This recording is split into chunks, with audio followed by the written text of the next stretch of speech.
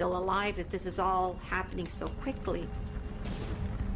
When we crashed, we came down on an angle. It ripped the right side of the plane open, and that's how we got out, or else we probably would have never gotten out. Now, the prisoner was still in handcuffs, so I reached over and I took the cuffs off of him there, but he never left me.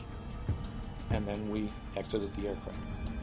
There's fire all around, there's explosions. I'm thinking, oh my God, we're full of fuel. Guys, come this way. And I started yelling, come this way, for people to follow my voice. Come this way. Come on. We're gonna go Passengers this way. scramble for safety before the fire spreads.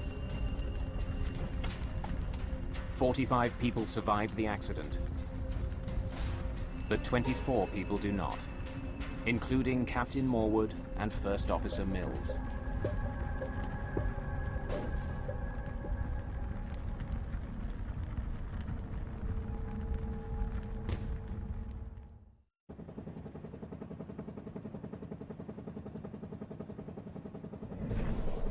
Emergency crews rush to the crash site deep in the woods.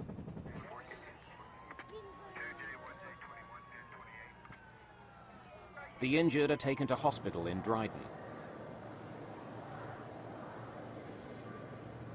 I was very concerned because I kept looking at the wing all the time. I thought there was a lot of snow. Well, I didn't notice anything wrong going down the runway. Like I said, it was just when we started hitting the trees, I knew there was something wrong.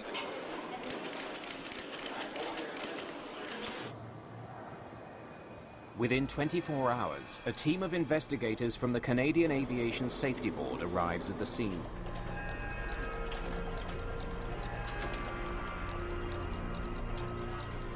You're going there, hopefully with the idea that you can find out what happened, why it happened, and how do you prevent it from happening in the future. We walked the entire path of the airplane to the threshold of the runway, and then we walked the flight path of the airplane right to the crash site. That was the first thing that I did. I wanted to document what I was seeing by photographing. When you walk in on an accident site like that, there are two things that overwhelm you.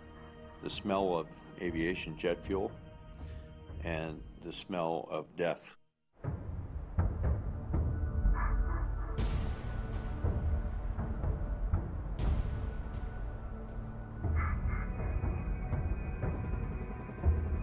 The trees just past the end of runway 29 give investigator David Roer and his team vital clues about the F-28's failed flight. What happened was the airplane went off the end of the runway in what we would call ground effect and just stayed at that height, simply clipping the tops of the trees. Look at how these treetops have been clipped off. It didn't ever fly. You've got 24 people that died. You've got 2 pilots that died and a flight attendant that died. And they died, for the most part, trying to do their job. So you really want to do them justice, but you also have to be fair. And if there were mistakes made, mistakes have to be fixed. From the rear of the fuselage, investigators recover the F-28's 2 black boxes, the flight data recorder and the cockpit voice recorder.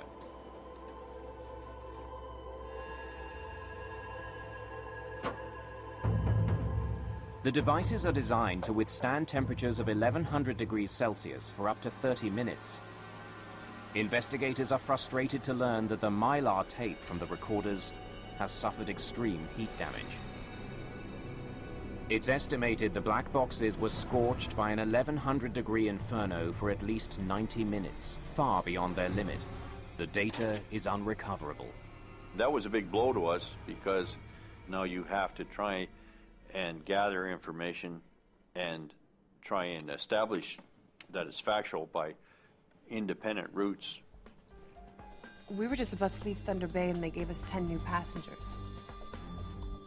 Investigators must now rely heavily on eyewitness reports to reconstruct the events leading up to the doomed takeoff. They learned that the F-28 began its day in Winnipeg and was scheduled to fly a return route to Thunder Bay and back with a stopover in Dryden. But in Thunder Bay, plans changed. The cancellation of another flight forced the crew to pick up 10 additional passengers. And when they did their calculations, they realized that we were overloaded and something had to come off. All right, let's offload some fuel then. They ended up removing fuel in order to be within the proper weight. Dispatch, Ontario 363. So the flight was delayed an hour. The extra weight of the new passengers left the crew no choice. They had to unload fuel to lighten their load. That meant when they arrived in Dryden, they needed to pump in more than the usual amount of fuel for the final leg back to Winnipeg. Roa wonders if the change in plans somehow led to a miscalculation of the weight and balance. Was the F-28 too heavy for takeoff? He then uncovers a puzzling detail. The plane's weight and balance form for the takeoff from Dryden was never collected as required. It burned in the fire. Roa is forced to use Air Ontario's standard averages to calculate passenger and baggage weights.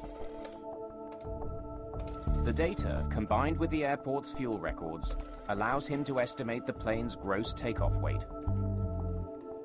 We knew how many people we had on board. We knew how many bags we had on the airplane. And we knew what our fuel load was. He estimates the F-28 weighed between 62,000 and 64,000 pounds. And the airplane's max takeoff weight was 65,000 pounds, and so we came to the conclusion that the airplane was not overweight. The cause of the crash remains a mystery. 18 days into the investigation, the Canadian government appoints Justice Virgil Moshansky to lead a more wide-ranging inquiry into all aspects of the aviation system that might have contributed to the Air Ontario tragedy. The government was looking for an experienced trial judge, and preferably one who had an aviation background. Moshansky is an experienced pilot with 13 years on the bench. He will work closely with crash investigator David Roa and aviation consultant Frank Black. The new team's first step, assessing the plane's technical systems.